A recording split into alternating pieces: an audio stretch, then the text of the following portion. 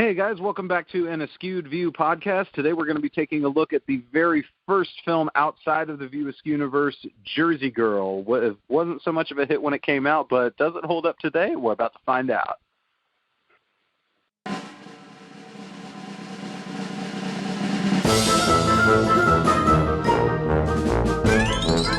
Hey guys, I'm Travis Hayward, and we're here with Jordan Brandis as usual, and we're here today to talk about Jersey Girl.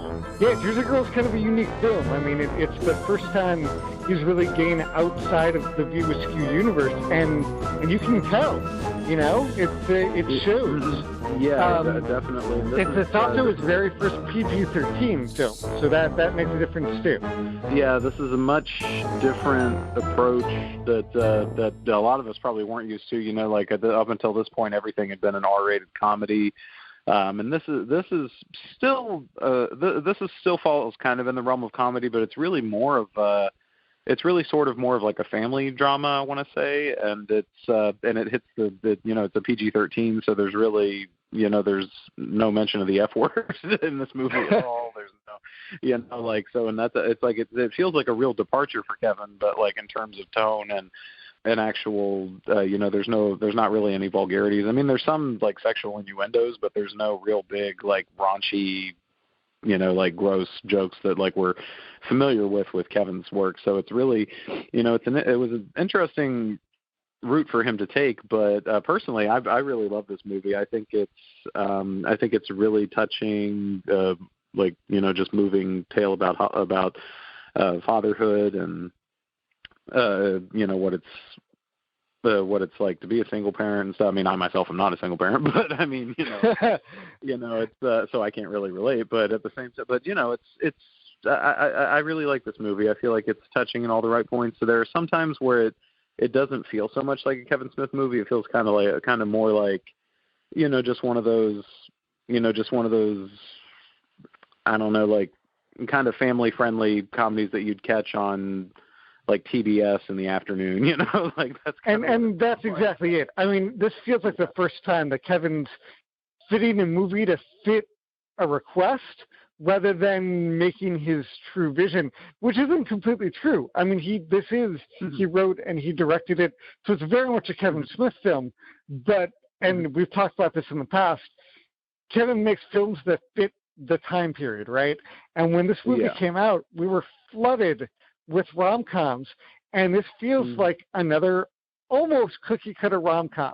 If you look at the poster, you look at the trailers, you look at the movie itself, about 75% of it could have been done by anybody else. But there are moments in there that really speak and really become a Kevin film. It really is. Yeah, that's true. Sorry, go ahead. Oh, I'm sorry. Yeah, I'm sorry. I was just going to say, like, it's it's true. Like I mean, and not just because he uses a lot of the same actors that come back again, but I mean, also he does put his stamp on it in a way that, we'll get into the scene in particular later. But there's a scene in this movie where Ben Affleck's character is having a conversation with someone else, and it's kind of, it's like this really in-depth look into,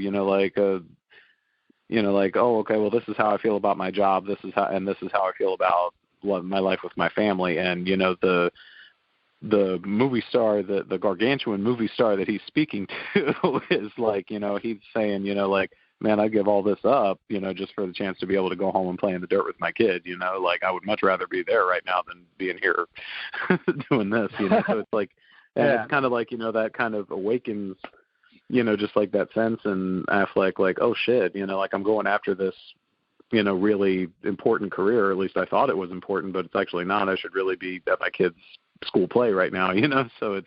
Affleck does make that feel authentic. I mean, picking him was a good choice. We've seen him in stuff like Chasing Amy and stuff like that, where he's capable of giving a really good performance. And keep in mind, up until right around this point, he was doing stuff like Daredevil, right? Which wasn't the best movie. Same time, yep. And Geely.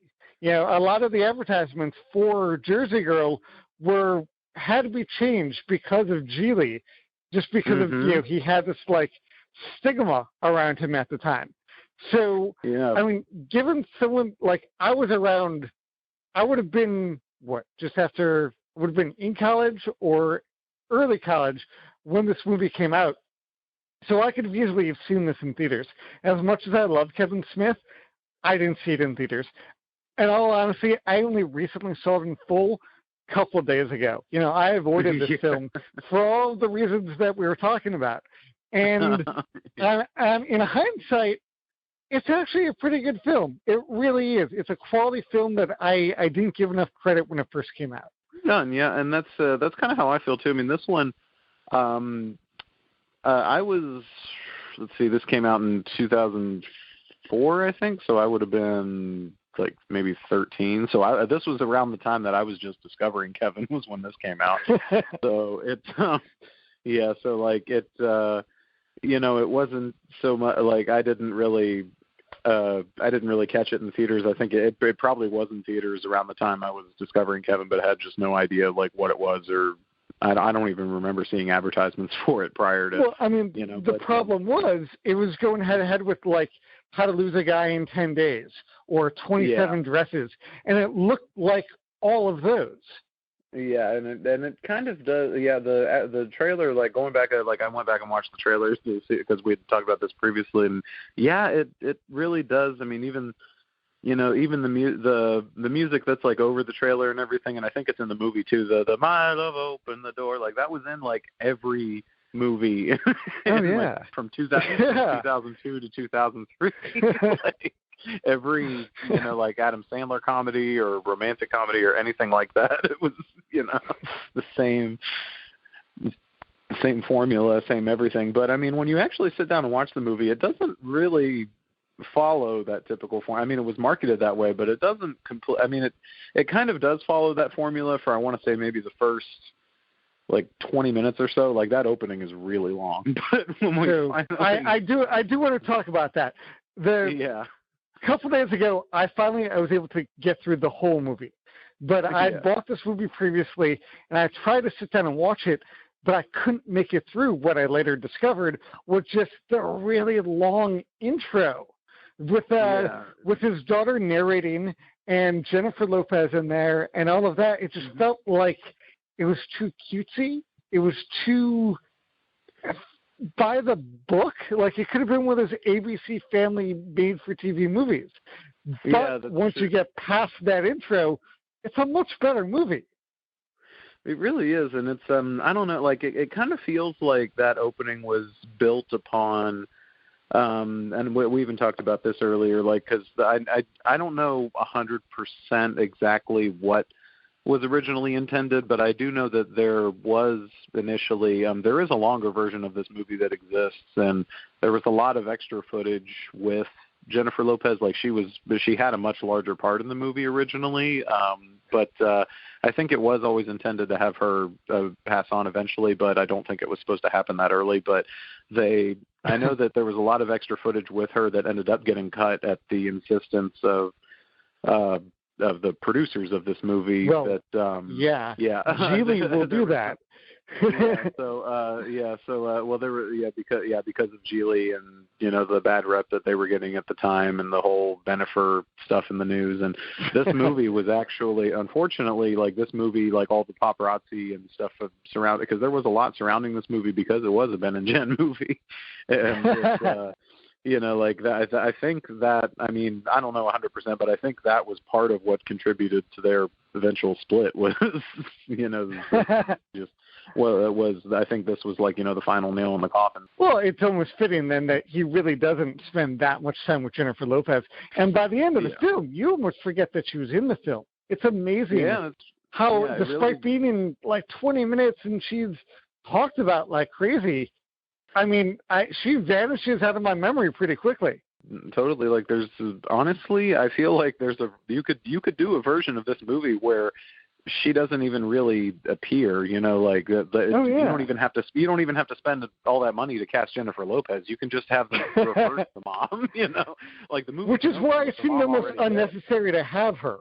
You know, it was a big name. It was a big buy at the time. You know, but she's not really there. Yeah, and I mean, and I'm saying all this with no disrespect to Jennifer Lopez. I mean, I think she's a wonderful artist, actress, but I mean, this movie just doesn't need her. You know, it doesn't serve the story as much as it needs to. I mean, the story in the end is about Ben Affleck and Liv Tyler. That's the story. But even that and I have to admit, in hindsight, because it fit this format of it's a rom-com, it's 2004, it's a feel-good thing, there's no way it was going to be, 2 hours. There's no chance it was going to be 2 hours. But we spend 20 minutes with Jennifer Lopez, and in hindsight, that takes out some of the relationship between Ben and Liv Tyler, and that's our core relationship. And Liv Tyler is such a great actress that it's there. Like, you get the chemistry between the two of them, but it's not really solidified. It's like it's one and done. Yeah, and it's there's really that's another thing. I mean, I don't appreciate how there's so little focused on the romance, but at the same time, I mean, I do enjoy the ending of this movie, how it doesn't really end the same way that you would expect any other rom-com at the time to end, because at the end he doesn't really get the girl in the sense, because they never really, they don't kiss at the end. There's no magic oh, okay, we're together now at the end or anything like that. It's just kind of it's just kind of a mutual friendly hey, thanks for helping out with my kid's show, and then that's it. Right. And that's Kevin's credit. He at least knew the focus of it. It did feel like there was studio interference, so it allowed this you have to stay on this course. This is going to happen. These checkmark things have to be in the movie, but you can go ahead and make your movie. So it feels like there's elements of two very different films in here, and they do sort of work together, but they don't mesh as well as they should. Yeah, and it really just and one thing that I also really appreciate about this movie that I wanted to really point out here, and we haven't really seen so much of her since this movie, I think, but or at least not in the acting world. I know she's more in the music world now, but Raquel Castro is such an amazing actress. As Gertie in this movie, she's my favorite part of the whole movie, honestly. And I mean, to have an eye to cast a young talent like that can go head to head with people like Ben Affleck and Liv Tyler and George Carlin, and really come into her own. Her first real scene with Ben Affleck, when they're talking about cats and all that, she's a real three-dimensional person. She's not just some caricature of a little kid in a rom-com. Yeah, totally. And it's it also I really love that, and I think it's really cool how in this movie, because I mean, we know now, I mean, years later, well, for those that don't know, many years later, I think this is in maybe 2012, 2013, Raquel was a contestant on The Voice. So it it really is cool to be able to see her, in this movie as a child, and having a big scene where, at the end of the movie when she sings the big number from Sweeney Todd, and it's she's just a little kid singing here, but it's that lays the groundwork for years later she's going to be a contestant on The Voice. So it's really cool very cool. I mean, that says a lot about an eye for talent. Okay, we've been sort of tiptoeing around this thing, but let's get to the core of the movie. The core of this movie is about fatherhood. Kevin wrote it to be about fatherhood. I mean, granted, neither one of us are fathers, but do you think it accomplishes that? I mean, I have to say yes. And it feels like a father taking responsibility, of a father, really stepping up to the mound and all that. The only thing where we're, again, strike against it is it's a product of its time. And again, if you look at, and I brought this up, 5 minutes ago, look at the other films that were around at the time. It was almost a trope of the father that's not there. Father realizes he's doing something wrong. Father gives up major thing to be with son, daughter, kid, whatever. Father sacrifices, realizes he wants to be a good father. Ta-da, that's it. And I can name a dozen films that fit that outline. And this film has that exact same 3-act structure where that happens, but it does so in a slightly different enough manner where it feels unique. Yeah, it totally does. I mean, it does follow that kind of same formula, and the ending is a little cheesy in the event, where it's like, oh, I've been focusing too much on work. I need to go spend time with my kid. Like that. Right. That is definitely a trope that's been used over and over. But at the same time, I feel like, I don't know. I think what makes me personally like look past that while watching this movie because I'm such a fan, but it's like, because Kevin's talked before, and I mean, he even talked about this when we were reviewing Reboot. We talked about this, how, he tends to put himself into his characters, and I mean, like, he didn't necessarily have a thing like Ben Affleck's character where he ended up losing his whole career over, a remark he made or anything like that didn't happen. But, in the sense where, there were times where he would put his job and his career before his kid, when he has a little kid at home. And I mean, like, I feel like, and I'm not saying like in the sense where Kevin like neglected his daughter or anything like that, but in the sense where, it's like, the dad's more worried about the career, more worried about, having the means to support the family, and is, like, I mean, obviously you want to worry about that, but it's like, he kind of gets in too much of his own head about it, and, is more, like, he feels more passionate about the career than he does the kid, and it's like, dude, you have a kid now, you need to put the kid first. Exactly. For your second. Yeah. So, and it's, like, that kind of, like, you do feel that, like, that is speaking from Kevin, like, working in the movie business and being so busy and, needing to be able to, put the kid first. But And to Kevin's credit, he didn't do the one trope, which absolutely drives me crazy, right? We've got, like, the white upper middle class successful person who the only thing that's in danger is they're going to become even more successful. Like, oh no, I can't become the CEO of this company. I'm just going to have to be the executive vice president because I love you. It's not like one of those. It's like he goes from the very pinnacle to being, a garbage man and a street sweeper. Like he takes him down a couple of notches and, makes it instantly more relatable. Because if he kept him as a successful music producer, 1% of the population is going to identify with that.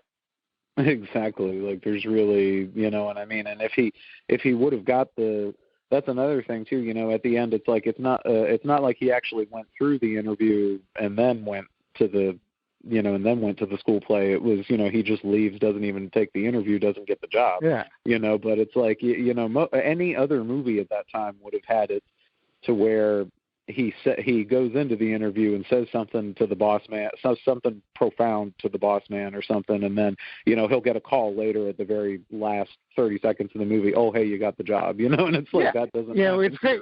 You got everything you wanted and didn't have to sacrifice anything. The end. And stuff like that bugs the hell out of me. Exactly. Like, it's, so we're grateful that it doesn't follow that trope, but yeah, I mean, there is a big sacrifice that the character does take. I mean, because he gets an interview with, this firm, and it seems really promising because he has a good reference with Jason Biggs, his old friend, and it's like everything seems so promising that he can get this career back. He'll be able to move back to New York City. He'll be able to put Gertie in a private school. He'll have a lot more money than as a sanitation worker. So it's like. But instead he chooses to go be with his kid and continue living the same life as a garbage man. So it's and to his credit, the thing that brought him to that realization was the thing that it was masterful storytelling and just subtle enough, bringing in Will Smith to push that along, because that's the thing that made him a sanitation worker in the first place. It was like one of those Luke Skywalker cave of fear type moments, right? You got to sit down and deal with the one thing that brought you here, and you can either run from it or embrace it. And I never thought I'd see Will Smith in a Kevin Smith movie, but he's great in the film. Yeah, he's honestly, like, I mean, aside from Raquel Castro as Gertie, like, he's my second favorite part in this movie is that scene, like, just that one scene with him. Because, I mean, you would never – I remember seeing this for the first time, and I didn't think that Will Smith was actually in the movie. Like, I just – because he's not credited. Like, he's not in the opening credits at all. Like, it was a surprise, you know? Like, and it's – you know, like, I mean, well, and they spend a good chunk of time bashing him in the first 20 minutes. They do, yeah. Like he's talked about a lot, but I never thought we would actually see him. I just thought, you know, like he would just be referenced here and there. But no, he actually pops up at the end, and like it's crazy to, you know, see, you know, another famous, like the two famous probably the two most famous Smiths working together. And that is something I would like to see more of, though. Like, I could see Will Smith being a lead in a Kevin Smith film and just shining. He'd be great. He could handle the dialogue and the timing perfectly. Oh, yeah, I definitely think so. And honestly, I mean, a lot of people don't agree with me, but I personally think Will Smith works best as the funny man. Like this most recent Aladdin that came out, like I loved that movie because it was him returning to his, you know, Fresh Prince, you know, easygoing kind of guy. But I mean, you know, because like more lately, he's the king of charisma. Yeah, definitely. Like more recently, he's been kind of in the more, you know, blockbuster roles where he has to play the hero or more kind of serious, you know. And I mean, he's a great dramatic actor as well. But I mean, I don't know. Like I love him the best when he's doing his, you know, when he's doing his comedy and his, you know, just kind of. There's a contrast between Gemini Man and Aladdin. You know, two very different Will Smiths. Yeah. Mm-hmm. So we're going to take a small break, but when we come back, we're going to dive a bit more into the world of Jersey Girl and Kevin Smith's work outside of the View Askew universe. So we were just talking about what it's about having Will Smith in the movie and how it was, you know, such a perfect choice to be able to cast him and put him in that scene with Ollie. But what I want to be able to bring up now is this movie that a lot of people don't really realize or associate this with Kevin Smith, but he's actually a musical theater fan, but particularly of Sweeney Todd. And they put this. This was actually pre the Sweeney Todd movie that came out with Johnny Depp. So this was kind of the first like big, like mainstream, other than, you know, the Broadway stage. I mean, this was kind of the first time that Sweeney had ever popped up in like a sort of like mainstream movie. So this is, you know, it's a really interesting choice for this movie because Sweeney, for those that don't know, Sweeney Todd is a very dark, brooding musical about revenge and murder and cannibalism and just, you know. Right. It doesn't totally tie into this, you know, rom-com lightweight family film. Which is very much a Kevin thing, you know? There's got to be some subversion in there somewhere. Yeah, and it's you know, like it's just and that's part of the joke, I guess, you know, that you know, Gertie wants to go see Cats on Broadway because that's what everyone else you find out later that's what everyone else in the class was doing, and that's why she wanted to do it for the school talent show. Kevin Smith is also very clearly not a fan of Cats. Yeah, no. But, yeah, it's that's actually something else I want to point. I just thought of it. I would like to point out this movie actually holds the well, I guess you could call it a record, but this is the first movie to ever make a joke about 9/11. Really? Yeah, because in the scene where he picks up Gertie from school and she asks the first time she asks him, you know, hey Dad, can you take me to see Cats? And he goes no, and she says why? And he says because Cats was the second worst thing to ever happen in New York City.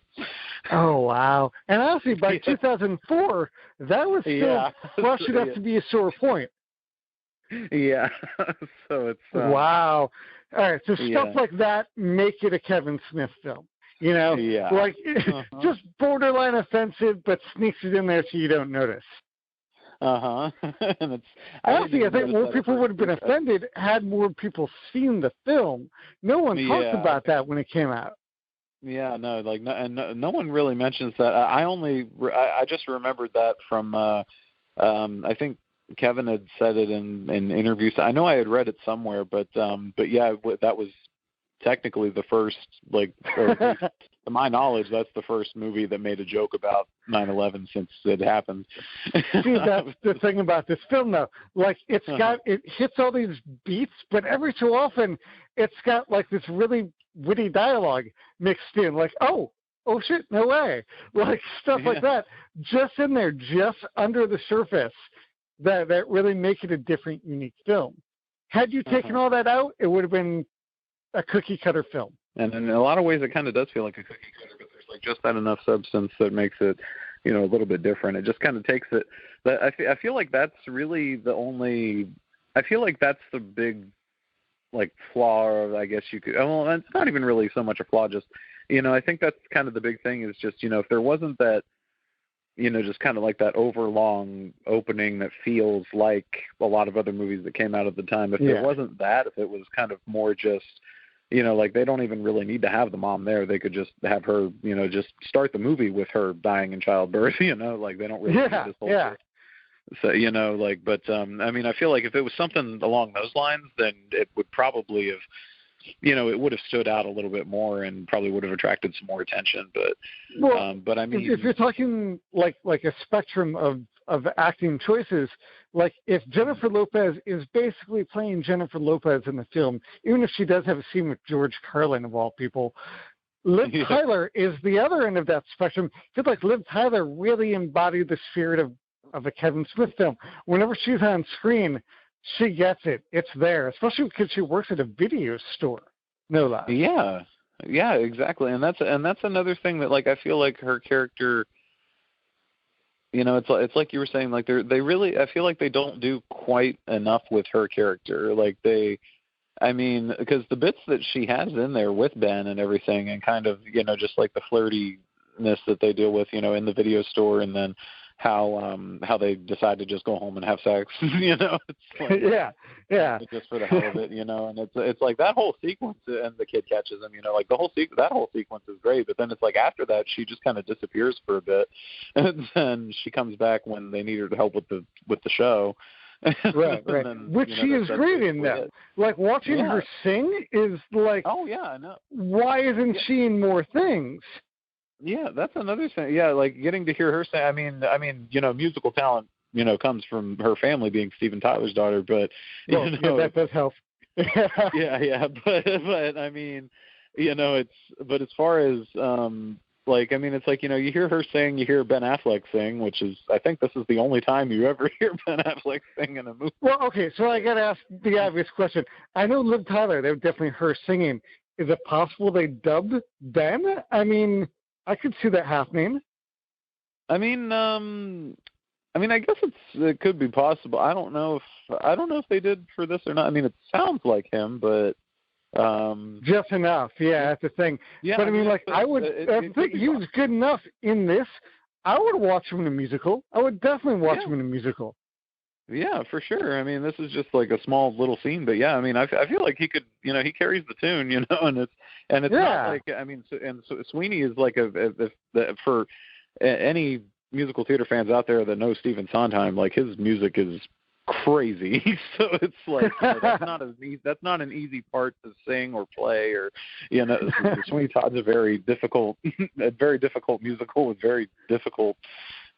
It's just, I mean, the whole thing. Well, the whole theater scene was a very complex scene done on a very small scale, and they clearly brought in Broadway elements and really great actors. But this is Broadway level that they're bringing. Just and it makes for such a hilarious scene because it's like Ben Affleck his character doesn't even really realize until he takes her to see Sweeney Todd. Instead, he just says, pick out a play in the New York Times, and we'll go to that one since Katz isn't around anymore. And she picked Sweeney Todd just because it looks cool, and he has no idea what it is. Well, okay, that's the one thing I got to call out on this film, though. How does he not know what it is? Right? I mean, he's in music publishing. You'd think he would know Stephen Sondheim and Sweeney Todd. It seems like a major jump in logic to assume he doesn't know what that is. Yeah, and I mean, that's true. And then also, I mean, because since he lives in New York, I mean, I can't.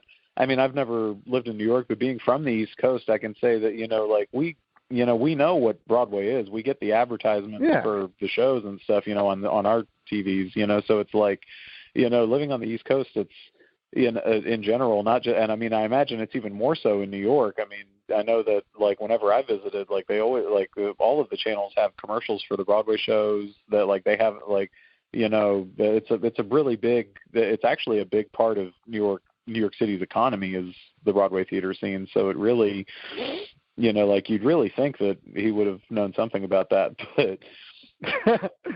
but I mean, all right, let's go back to this as well. He's in music publishing. That's such an odd, interesting choice for a character. Yeah. I can't remember the last time I saw any film character that was in music publishing. Yeah, me neither. And I feel like that was an interesting, like a really interesting choice to go by, because I mean, until this movie, I really had no idea, like what, like at least really what, like, music, like what a publicist really entailed until I watched this movie. I mean, I was a kid when I saw this movie the first time, but I think like this kind of like opened my eyes to like what exactly that is and what those people do, and how, it kind of also opened my eyes to, like there's really a whole lot of people involved in this industry. It's like we as the consumers usually only see the artists and only really know about the artists, but there are so many people at work behind the scenes that we barely ever know their names, but they, they're the ones that end up putting all this together. So it's really, it's such a polar opposite character, though, from like Randall and Dante or Brody or something like that, or even Holden. I mean, these are, for the most part, those are everyday people with everyday jobs. He chose instead a character who was front and center, connected to major popular culture, identities. That, this is someone that needs to be egotistic, someone that needs to be narcissistic. And I can't really say that about, Randall. Randall's not really egotistic, and I'd never really call him a narcissist, or even Brody, as weird as he can be sometimes, he's oblivious, he's not egotistic. Yeah, that's true. And I mean, even Holden, because I mean, like Holden is a bit of a similar character in the sense where he's successful, but he's not like successful on the level that a New York City music publicist would be. Oh yeah. Yeah. So it's different, like in the sense where like like the character is very much a departure from what we're used to seeing a lot of the leads in Kevin's films be. And to be fair, this seems to be the only time he ever really does a character like this. Because even in his future filmography, he never really goes back to that kind of character. Yeah, no, this is and that's another thing about this movie, is it really stands out in the film, in his whole filmography. Like, there's really, like, you can't really compare it to any of the others. Like, it's really its own sort of thing. Like, I could probably say that about like maybe about this one and about Red State, but I mean, otherwise, like, and Tusk, I guess, but it's like, all of the others you can kind of compare because they're all kind of similar in the sense where, they're all just raunchy comedies, but like this one was different. This one was kind of a more, it's still a comedy in a sense, but it's, it's a lot more tame, and there's, it doesn't really toe the line as much. It feels a little neutered, but that may have just been a safe bet at this time. Maybe that's him trying to, going back to being a father, like he's now a father, he can't make these risky films anymore because he doesn't want to not support his daughter. He doesn't want to not have the income coming in to support his daughter. And maybe this is him trying to do that, trying to be a responsible father. But, I mean, it didn't exactly do well in theaters. It wasn't that well received back then. Yeah, it wasn't as well received back then, and I mean, when you hop online, I mean, if in some of the like fan groups and stuff, some people say that this one's not really their favorite, but honestly, it's I mean, at least from what I've seen from like the old View Askew message boards and like from the current Facebook groups going on right now, a lot of people actually did come to love this movie, and I mean, video stores when it hit the rental market, I know it was pretty popular because I remember What's funny, this is the movie that actually got my mother to watch Kevin Smith movies. And that probably says everything you need to know about the film. It's safe for moms. Yeah, exactly. Like, in that, because I remember, because my mom used to manage a video store around the time this came out, and this is the one that she would play in the store constantly. They'd have to pick a movie to play while in the store, so she'd always put on this one. I mean, like, for me at least, if you look at his whole filmography, this is so utterly middle of the road. Mm-hmm. Like, I call it a 5. And he's clearly done amazing stuff that you and I have talked about, like the Clerks and the Mallrats. That's very clearly like a 9 or a 10 for me, right? I consider those amazing classic films.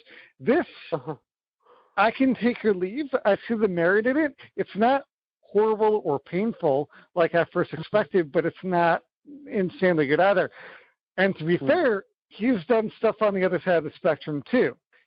Like Yoga Hosers and stuff like that. Like, that's very clearly in the 0 to 2 range. So, for me, at least. Yeah, I get that. And I mean, personally, I mean, I love all of Kevin's films. I feel they all have their merits. This one is probably lower on the roster for me as well. But not necessarily because I hate it or anything like that. Like, no, I actually really enjoyed this movie. I mean, I just watched it the other day again for the first time in a while, and I was like, this is actually really sweet. But it just doesn't, it doesn't have it's not particularly quotable in really. There's not really any lines that particularly stand out. Oh no, I couldn't quote except for maybe the one you and I talked about. You're a legend enough to hire me? Hell no. Oh yeah, no. What are you saying? Yeah. That scene with Matt Damon, no less. Yeah. Matt Damon and Jason Lee in that scene. That was a nice little, because I don't think they're in they're not in the opening credits either. Like, they're just no. Like, he'll sneak all these people in, like, and that, again, the stuff that makes it a Kevin film. Like, Walt Flanagan is in the crowd that's, cheering on the Fresh Prince. Like, you wouldn't know or care that's him, but, it's just enough that that's him. Yeah, there's actually, in the crowd scenes of this movie, there's a lot of Clerks cast members. I think it's because they did primarily, this movie they actually did shoot on location in Highlands, New Jersey, in Kevin's hometown. So this was another thing that, like, why it was so personal to him, because they actually did shoot, it was set in Highlands, New Jersey, and they actually shot it there, and that's where Kevin grew up. So it, it really, and a lot of in the crowd scenes, a lot of the original Clerks cast that weren't particularly actors until Clerks, like you said, Walt Flanagan, and then Ernie O'Donnell, who played Rick Darris in Clerks. He's in the crowd yelling for the Fresh Prince also. And then in the sanitation workers meeting, the guy that John Williams, who plays Coey London in Chasing Amy, he's in that scene. He calls him out. And I thought that was him. There's so all of kind of Kevin's like real like home field crew is in this movie, and it's really, I feel like that's why it was such a bummer for him when it didn't do quite as well. Because, well, one, they spent so much money on this movie. Like, this movie, I think, was like something like $20 million or something like that, and it didn't even come close to making back half of that. And it's a good portion of that is going to be the cast. Also, it took them like 2 years to make, and because Kevin had started this like shortly after Jay and Bob Strike Back, so I want to say like the beginning of 2002 they may have started this movie, and just it didn't come out until 2004. So there was just so much pushback. He spent all this time and hard work on the movie, going back and re-editing it after the test screenings didn't do so well with the longer J-Lo scenes, and just all of that.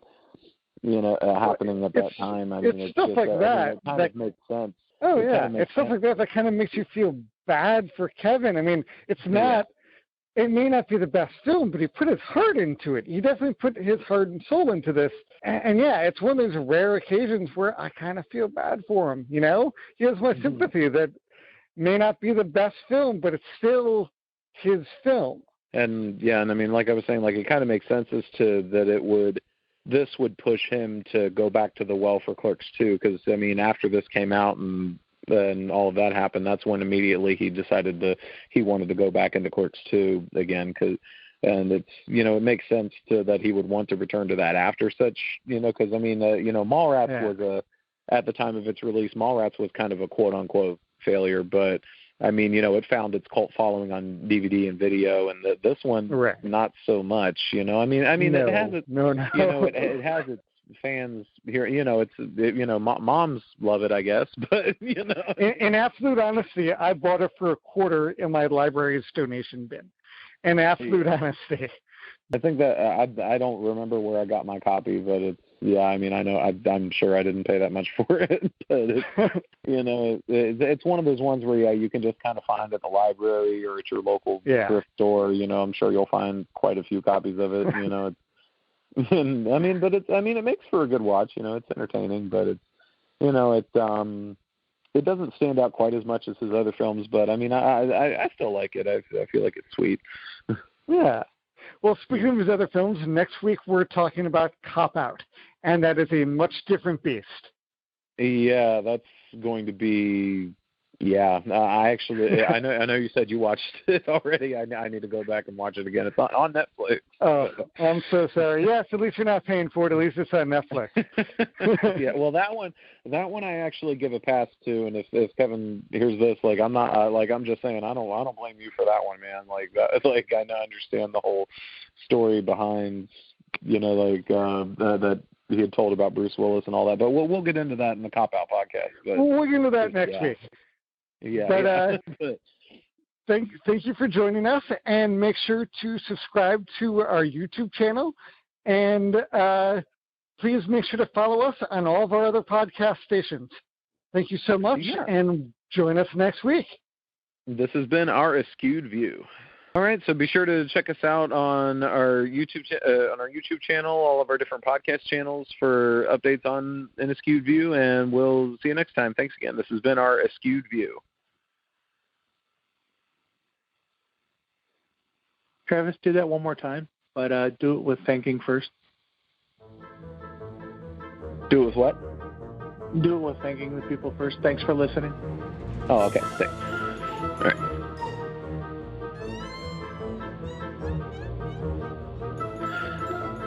All right, thanks again for listening. Check us out. Be sure to check us out on YouTube and all of our different podcast channels. I'm Travis Hayward, and this has been our Askewed View.